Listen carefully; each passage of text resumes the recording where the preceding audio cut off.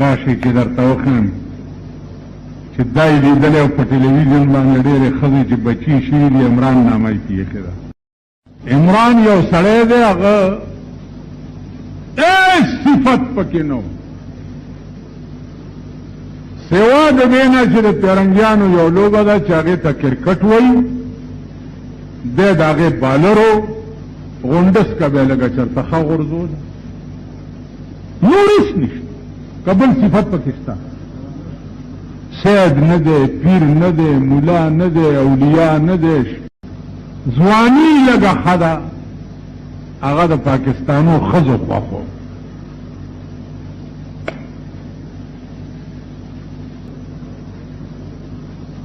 د هغې پته ولګېده، هغه وکړه یهودنه ښځه چېرته، ای مسلمانه کړه یا هر څه چلي چې وکړو. په پاکستان کې هره ورځ اخبارونه ګوره، بل څه نه ډک نه دي، یو ویر جوړ دی. دا ولې پاکستانی ښځې وایي چې عمران یهودنه ولې وکړه، مونږ ولې پاتې شو. پکار دا چې مونږ کې یوه کړی وی. اوس ښځې خو لا پرېږدئ، ګړاګانو جلوس وویستو. و په شرمېدنو شو شرمېږي، داسې شرمېدلي ملک کې اوسېږي او داسې شرمېدلي ملک کې پیدا یې. اجراګانو جلوس وویستو چې عمران په یهودو کې ښځه ولې کوله، مونږ کې یو اجرا به یې کړی وی.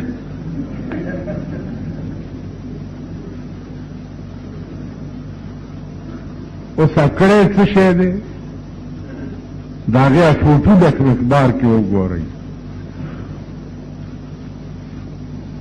دا ستا ملک دی او دا ستا وطن دی، دا ستا د ملک اخبارونه دي، بل څه پکې نشته.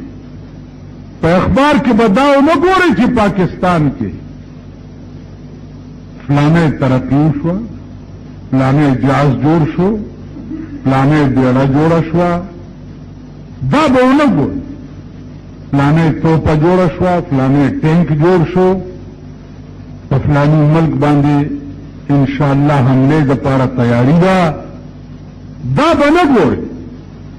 خو د پاکستان په اخبارونو کې به دا ګورئ چې عمران یهودنه ولې وکړه، مونږ ولې پاتې شو، اجراګان به ځان له جلوس وباسي، ښځې به ځان له وباسي. دا ستا د ملک اخبارونه دي او دا ستا د ملک قوم دی، دا ستا د ملک سړي دي او دا ستا د ملک ښځې.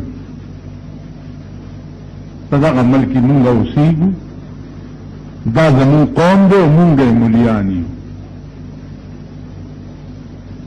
دا مقتدیان دي او مونږ امامان یو.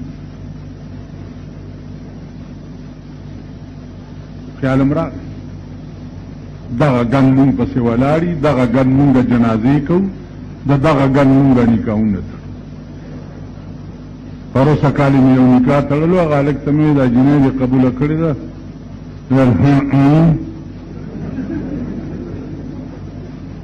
ما داسې نه وایم، ما قبوله کړې وه او قبوله مې کړه. ما د ګډې زوی دا بل ټکې وکړه،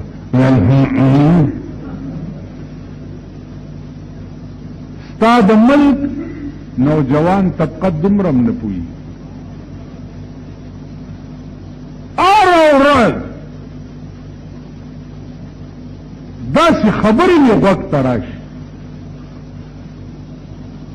پرون یو سړی راغی، وی زما یو دوست دی، هغه ټلیفونونه خلکو ته کوي چې ما ښځه پرېښوه، ما ښځه پرېښوه، ما ښځه پرېښوه، ما ښځه پرېښوه. چا ته ټلیفونونه کوي؟ بد دوستانو ته کوي چې ما ښځه پرېښوه. دا یې پرېښوه که نه؟ ما زه څه خبرې؟ ولنه طلاق وشو که نه؟ مالته ما ته په پښتنو کې هغه غیر طلاقي وښایه.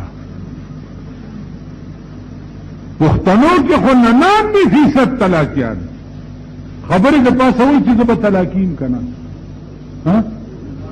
خو چې خبرې کوي پښتانه په حجره کې خبرې د پاسه وایي زه به طلاقي یم، په ما به ښځه طلاق کوي. خبرې د پاسه 99% دا د سور بچي طلاقیان دي. ما طلاق دیلا شوی د چا دی یعنی دا چل سره مال دا چل دا دی چې دا ټول بې کلمې پیدا دي ټول کلیو سټرایک کوم هلکه ته بند کړه دا سپیکر اوس نه ښځې چې دا ټول بې کلمې پیدا دي دوی په څه پوهېږي چې طلاق په څه کېږي او غیر طلاق په څه کېږي طلاق دومره نازک لفظ دی دومره نازک که په ټوکو کې دې وویم طلاقېږي ښځه که د شرابو په نشه کې دې وویم ښځه طلاقېږي نن 99% خلق طلاقیان او طلاق کې ښځې ساتي لګیا دي دومره ګنده ګنده زما چونکې لږ شهرت زیات دی نو دا خلک وایي چې دا ډېر لوی ملا دی حالانکه زه په هېڅ نه پوهېږم نو پرون یو راغی چې 2 لکه روپۍ مهر مې ښځې ته لیکلی دی او ښځه مې پرېښو یو کال ما سره تېر کړی او ښځې ما ته هغه مهر معاف کړی دی اوس ما نه مهر کېږي که نه کېږي مال تا چې ورته لیکلی هغه په څه شي دی دا په سټام دی او مال هغې چې درته معاف کړی دی ویل د شپې هسې ما ته یې غوږ کې وویل چې معاف مې کو دومره هوښیار و ما ورته ویل بچیا اوس څه وایي وی هغه وایي چې ما نه دی معاف کړی مال کړه دې پړه کوچوین دا 2 لکه روپۍ به ورکې تا سټام لیکلی ورکو هغې درته غوږ کې وویل تا وس ته 2 لکو روپو چې تا لیکل وی چې نه ولې دې لیکل هغه وخت کې لیونی وي بې خوبه وي مهر دا عوض د بزعې دی کړه دې چوي او کور دې ورانېږي مهر به وله ورکړي